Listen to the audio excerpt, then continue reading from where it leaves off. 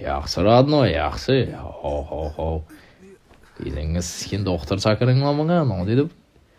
Pabukda dep olsa defer edimden bir kellenge. Lan radno bizi bıçak yaman.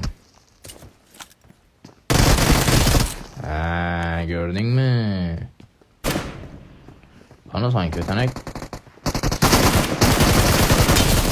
Götek. Gəmi demək kim? Belə, şu at ayırınla sıkıydınız kim? Bir atışmayın şu aldı şey deyip. Ona? Apa! Ötenek. Niye delikenen bir... Ooo, radno geçe kaldım. Molikni al, molikni. Yakamız az. Mekünti.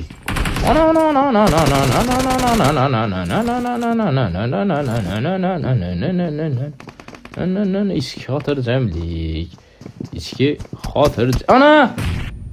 Göt böyle gaggın partladı gördüğünden mi biledi? Ölgeni yok ah kızın kız sikim. Ciger. Ben anlamam ben de. Biznes skin çevirdi bu. Ne mi onu? Kibersport kubresi mi? Az bir minut. Az bir minut. Üçüde bir yakadan vezli yok mekan bir. Yakadan mı, portlat adam mı? Gite vere derhili. Yok. Yakadan nersemiz yok. Hayat kızık ey.